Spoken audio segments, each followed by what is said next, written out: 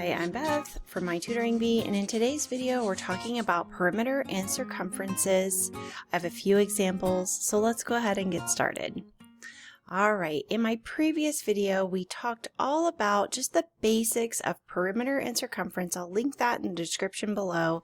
But in this video we're going to go into more details, and we're going to start with these circles. So we're talking about circumference of circles. Circumference is just the name for the perimeter of a circle. Perimeter and circumference both deal with the distance around a shape, and that's exactly what the circumference is the distance around a circle. So let's take a look at our two different circumference formulas. We've got C equals 2 pi r, and we've got C equals pi d. Now, why do we have two different formulas for the same thing? It really depends on what we're given in the problem. As we can see here, we've got two different circles. One, we're given the radius of the circle. So the radius is from that center point of the circle stretching out to the edge of the circle. And in the other circle, we are given the diameter. The diameter stretches all the way across the circle, going through the center of the circle. So really, these two formulas mean the same thing. In a previous video where I go over area of a circle, I talk a lot about the difference between diameter and radius. And the diameter just equals 2 times the radius. So let's think about this circle here where we're given the radius of 3 millimeters. If we extend this line all the way across to the other side of the circle, that's another radius of this circle. So again, from the center of the circle out to the edge, that would be another 3 millimeters. So then together all the way across would be 6 millimeters.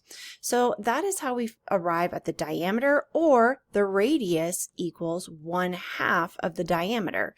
So for example, in this circle, if we want to find just the radius, so from the center out to the edge, we would cut this 8 inches in half. And so the radius would be 4 inches.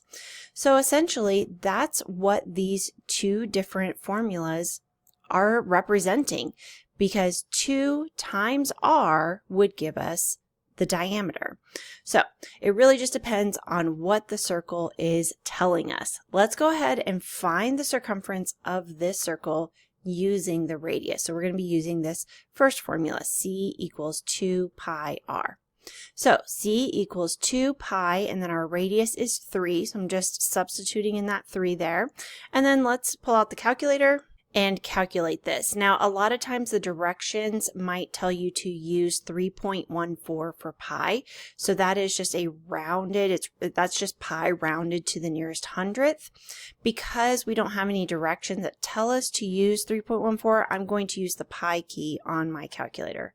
So I'm simply just going to type in 2 times pi times 3. And then that is going to give me 18.85.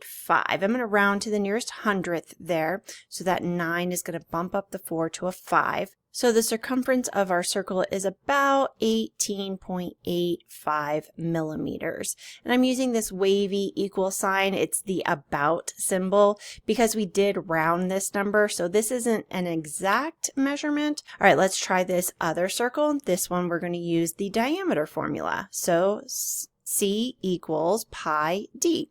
So again, we're just going to substitute in 8 for that diameter and then calculate. So for this one, again, I'm using the pi button times 8, and that's going to give us 25.13. Again, I'm rounding to the nearest hundredth. That 2 isn't enough to bump us up to the next hundredth, so 25.13. So C is about 25.13. Make that a little bit better, 3 inches. And so again, that is measuring the outer edge of this circle. So we don't use any squared or cubed notations because this is just a linear measurement.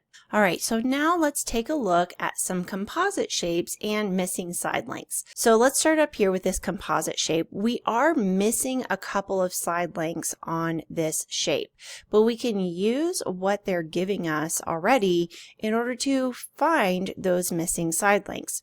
Since we are looking for the the perimeter, we need those two missing side lengths so we can add up all of the side lengths of this polygon. So let's start up here at the top with this side length. We want to find out how long this top side length of this composite shape is.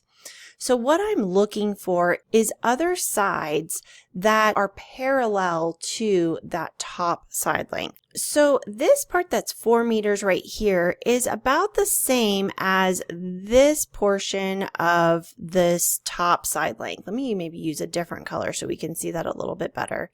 This top portion is also 4 meters, right? And then this portion down here that's telling us 5 meters, the side length that's 5 meters, extends from the far left corner of the shape all the way until here. So that part is 5 meters. So then in total, we can see that this missing side length on top of up here is 9 meters long. Okay, so now let's try to find the length of this left-hand side over here. So again, we're looking for other sides in this composite shape that are parallel to that side. And that are going vertically up and down. So for example, this side length that's 8 meters and this side length that's 2 meters are both going vertically, and they are both parallel to this left-hand side length. So those are the two that are going to help me find the measurement of this one. So from the top down to here, that's the same. That's going to be congruent to this side length. So this part is 2 meters. And then from here, from this point down to the bottom of the shape down here, that's going to be congruent to my 8 meters right here. So then we have a total of 10 meters for this side length. And now we have all of those side lengths so we can find that perimeter. So let's set up our equation here with our formula. Perimeter equals, along the top here, we've got 9 plus, we've got 2 here, plus we've got 4 here, plus we've got 8 here, plus we've got 5 here, and finally we have 10 over here on the side. I went ahead and outlined as I went just to make sure that I got all of the side lengths. Because all of them are different, we just had to create one long addition problem. So let's go ahead and add those up.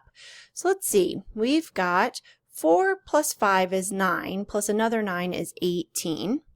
And then 2 plus 8 is 10, plus another 10 is 20. And then when we add 18 plus 20, we get 38, and then our units are meters. Again, no squared, no cubed, just 38 meters all the way around this shape. Okay, and for our final problem, we have this right triangle down here. We are given 2 of the side length measurements. We are missing this third side of the triangle. In a previous video, I covered the Pythagorean theorem, so I will leave a link for that in the description below if you need a little refresher on the Pythagorean theorem. But for right triangles, we can use this formula to find a third missing side length. So our Pythagorean theorem is a squared plus b squared equals c squared. Our 7 and 24 are our A and B sides because those are the legs. And again, watch that video if you need a little refresher on Pythagorean theorem and how to figure out what's A, B, and C. But I'm going to go ahead and use 7 for my A term and 24 for my B term. And then c squared, we don't know what c squared is. This is going to be our C side right here. So 7 squared is 49. Let's see, 24 squared is 576.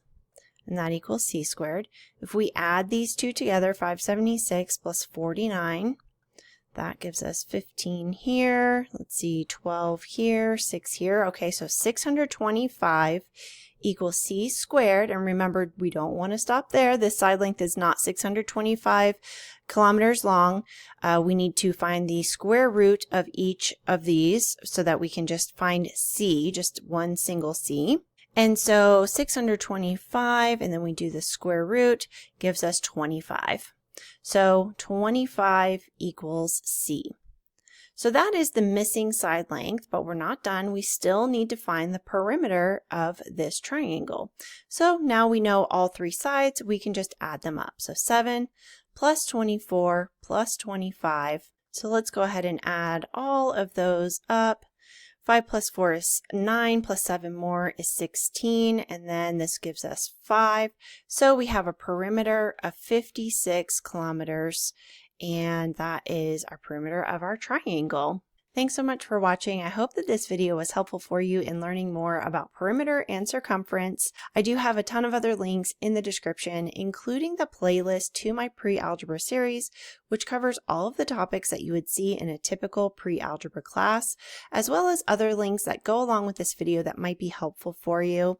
Don't forget to like and subscribe. That does help me to continue making these videos for you. And also leave me a comment. Let me know what you thought of this video.